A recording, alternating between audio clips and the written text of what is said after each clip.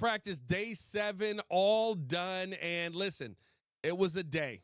That's kind of how I felt about practice today. But I did think, and the thing that I want to talk about the most, a very, very interesting comment from Dennis Allen on that second DB spot. We got to talk about that and more in today's episode of the Windy City Breeze Sports Talk Daily. Let's go.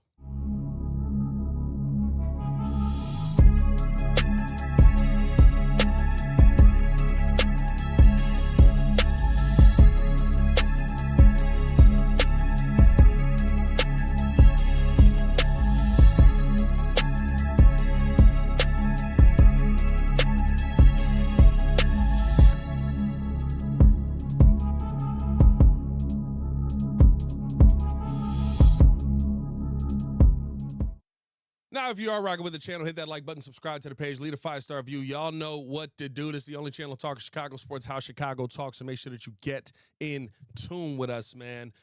Listen, I know that wasn't the most enthusiastic intro to a video, especially for training camp. Usually you want to hear, oh, God, Caleb Williams dominated. Here we go.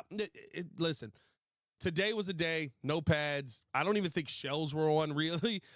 You kind of just saw the team going out there, and they were running 2/3 speed. I would say kind of taking the foot off the gas a little bit after 2 really good days in pads, but just giving the team a little bit of a break. I don't want to say a break because they're still out there working, but giving the team a little bit of a dial back there, especially leading into what I believe is another padded practice tomorrow. There were a couple of nice plays, really nice pass from Caleb Williams to Luther Burden. I thought that there was a really nice handoff that was blocked perfectly to DeAndre Swift on the right side there, heading to the outside, and he ended up scoring a touchdown on that. So, seeing a couple of touchdowns from the first team offense in the first 11 on 11. 7 on 7 was kind of meh. I mean, there wasn't a ton there. He did get a pass. There was a passing touchdown to Kyle Monunga. I think that was from Tyson Bagent, and that was cool to see. But outside of that, there was nothing crazy in the 7 on 7 period. And then the final 11 on 11 red zone period, I thought the defense really won that. But they did get that quarterback keeper where you see Colston Loveland leading the way, doing his job to block for Caleb Williams, and he ends up in the end zone. But today was really a day where I can't look at anything that happened on the field, any of the competitions that we saw, stuff like that, and have this major takeaway. I'm not the podcaster that's going to come on here and just cap and say that everything means more than it truly does in those moments. There was nothing today that I saw that I was like, oh, this is a huge staple. But what I will say, and I guess this guy, maybe I'm pushing back on what I just said there. What I will say is, based on some of the comments we heard from Dennis Allen today, I will say now you have to look a lot closer at this second DB spot. I think most of us in our minds are going, Jaylon Johnson, Tyrique Stevenson, done deal. Let's get it over. Let's get it over with. We're figuring it out. Without Jaylon out here, though, the name Nahshon Wright has come up a ton. I mean, a ton. He has been asked about in a ton of the press conferences. He's somebody that you always see around the ball. He's somebody you truly have to keep your eye on. And when Dennis Allen was asked, is that second DB spot up for grabs? Is that second cornerback spot opposite Jaylon Johnson one that somebody can come in and win? Or, does Tyrique have a leg up because he's played this, yada, yada, yada? And what Dennis Allen said was, I believe that it's up for grabs right now, basically stating that is not Tyrique Stevenson's job just to have, that he has to go out there and win it yet again. And listen, he's got some serious competition for that spot out there. I mean, like I said, Nahshon Wright has really done everything really, really well. And Dennis Allen talked about the growth that he's seen from him from the time that he was here in the summer to where he's at now. You also have to take into account this is an Al Harris guy. He's not just a Dennis Allen guy. This is an Al Harris guy. Al Harris has really started to bring some people in that he is putting his footprint on this DB room, and he's adding his stamp to it. And this is the first name that we've seen truly pop up. And one of the bigger, I believe the biggest DB on this team, coming in at 6'4", 190, right? Like one of those guys that he's just rangy. He's always around the ball, finds a way to knock that football away, doing a really good job with the PBUs and stuff like that. That's one to me that I'm going to keep a true eye on the rest of the way, because hearing that spot is up for grabs is probably shocking to a lot of Bears fans out there. And it was shocking to me, you have an ability with this defense. And Dennis Allen has an ability with this defense, especially with how much dime that they've been in, especially with all of the different packages that they end up using throughout have used throughout training camp and stuff like that. You have a real opportunity to have one of these rooms where you've got a bunch of guys that can play a different position. You've got a Jaquan Brisker. You've got a Kyler Gordon who can be used in all of these different ways. You're going to want to have those two guys, though, that can just stand out there and lock down top wide receivers in this league. It would be very intriguing to me if Tyrique Stevenson lost his job, because we know Tyrique is the more physical of the two. We know how physical Tyrique can be. We also know the edge that he brings to the football field when he is out there, and how sometimes he can get in those wide receivers' heads. But Nahshon Wright, to me, I think the matchups on bigger number two receivers, it goes in his favor. Having a guy, yes, he is 190, a little bit on the lighter side there, but when you're talking about, going up for the 50-50 ball, or being able to contest something over the middle, or being able to get your arm in there at the last minute, right? Like, I would say advantage Nahshon Wright, and we're starting to see him kind of come into his own and really dominate right now. What feels like he's playing that second DB spot, because Tyrique has slid over into the first DB spot. But it just feels like you're constantly focusing on him. You're constantly seeing him. And now this also could be the case because, Caleb's throwing it his way because he's the easier target to go after. He's the easier guy than Tyrique Stevenson to go after. That could be the case as well. But I was very surprised today when we heard that, because it's one of those things that it's felt like a given. You had Tyrique in the building. You knew what Tyrique could do. I think a lot of people look at Tyrique Stevenson's season last season and go, oh, this guy was god-awful the entire season. No, he had a bad moment. It's a horrible moment. It's a history moment, and it's going to live on forever. But I don't think that it is an end-of-the-world moment. I thought that he played relatively fine the rest of the season, or at least at the level that the rest of the defense played, that we think is just going to hit this ground running, right?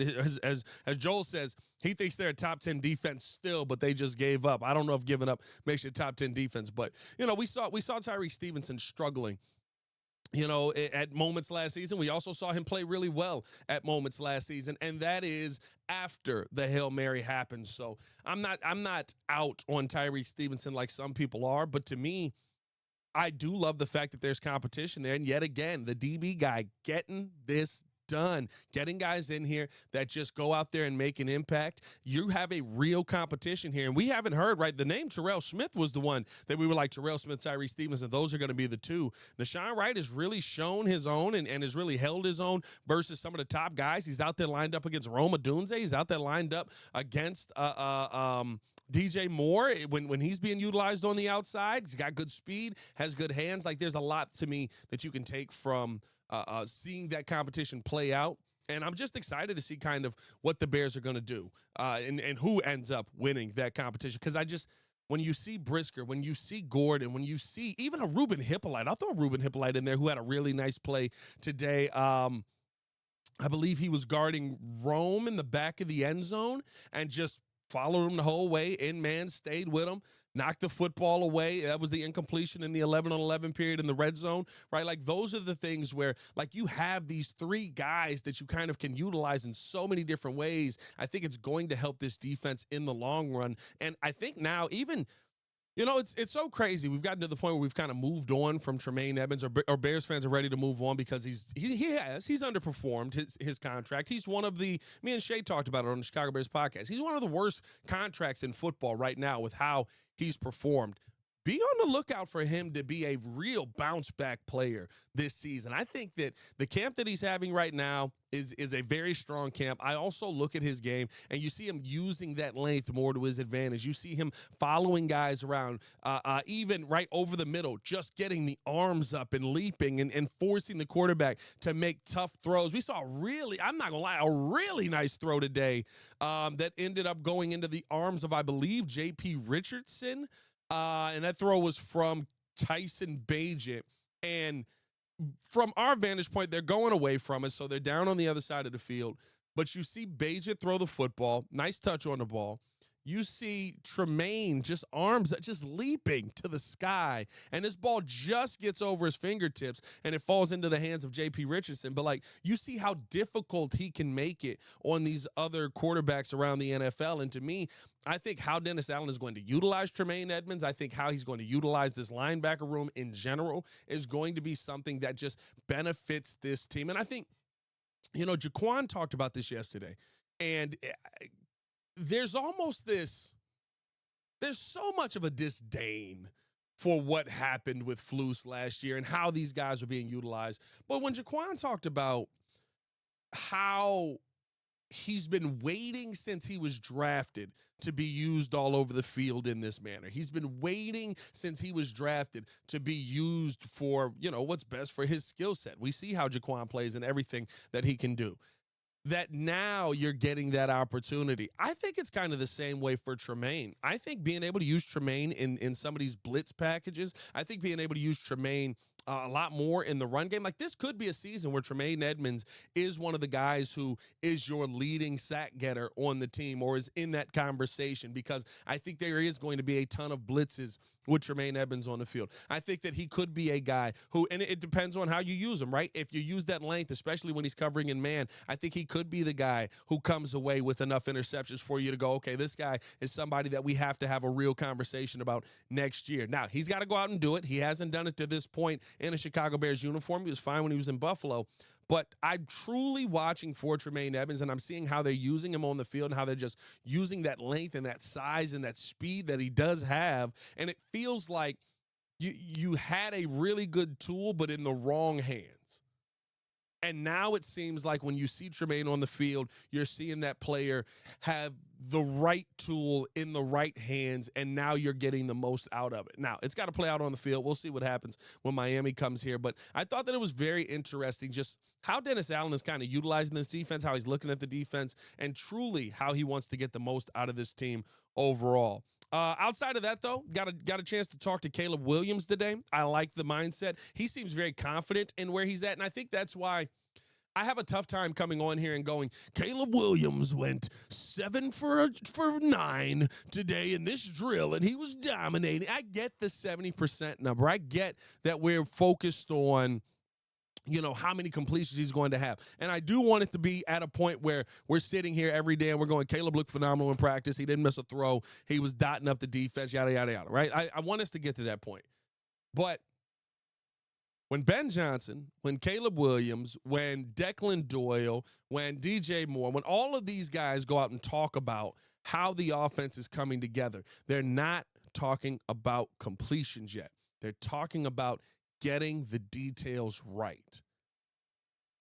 And I've said this multiple times here on The Breeze. When you get the details right, everything else falls in place. You can't get to 70% completion percentage without having the details right. You can't get to 40 touchdowns without having the details right. You can't get to that 4,000 yards without having the details right. Because what happens is you miss on simple stuff and you make mistakes that end up hurting you in the long run. To me, I love the fact that we're taking this time and we're trying to build this up for Caleb. And I love Caleb's self-awareness. I saw this from Dan Orlovsky. I saw this from, and I guess I get what Dan is saying about, how long it's going to take Caleb to master this offense. But he said it in kind of a concerned tone. And I think even Albert Breer talked about this. I think we saw this from Colin Cowherd as well. Like, there's this concerned tone around, well, he's focusing on the details. This is a problem. You know why I'm not concerned about that? Because we've never focused on the details. We've tried to rush through the process of getting good. And there is no rush work for the process of getting good. There is no speed this thing up for the process of getting good. You have to get the small things right. What we're seeing right now at practice, Caleb Williams getting in and out of the huddle. They're running to the line. The pre-snap analysis. He's taking a ton of time at the line to look around and say, okay, this is what I'm seeing. This is what I like. This is what I dislike. Okay, this is where I want to go. And he even talked about some of the checks that he can make with Colston Loveland and his receivers. If he sees something that is an advantage to him, like he has that ability. Like, you don't get that ability if you don't know the playbook.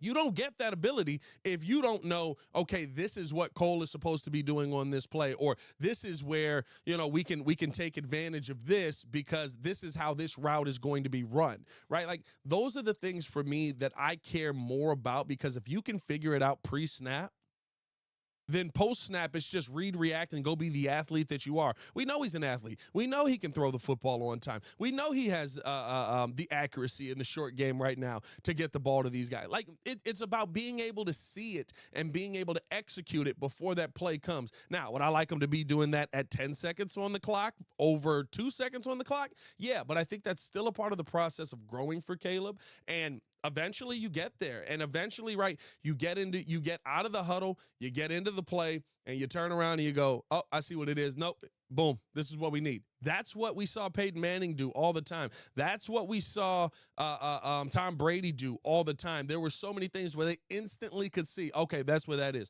Like, that's the point you got to get Caleb Williams to. And it's the part that I love about them going through the details, because even today, right, I thought they got out. They were, you had the play call. They got to the line. They were set. He saw everything. Then you saw him go to a check.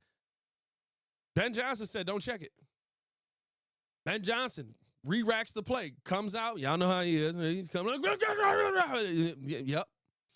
Tells him re-rack the play. They go back in. But it seemed like to me, and at least from what I believe that I heard, right, Ben Johnson was saying, you don't need to kill that there. You had it. You got to see it. You don't need to check that. You had it. You got to see it. And so getting those details down right now, this is the most important time to be doing that. And I love the fact that we're seeing that out of Ben Johnson and his coaching staff right now. Outside of that, though, man, like I said, it wasn't a crazy day. I know people are going to go on there and they're going to give you your 7 for 9 on whatever, and he went 0 for this in the red zone and yada, yada, yada. Enjoy that. I can't give you that. Let me know how you guys feel in the comments below. As always, man, it's your boy Pat the Designer, back at it again. I can't get you that on a 2/3 speed day. That's what it looked like to me. It looked like they were going through like a quick pace walkthrough. Y'all stay safe out there, Chicago. Bear down. One love. Peace.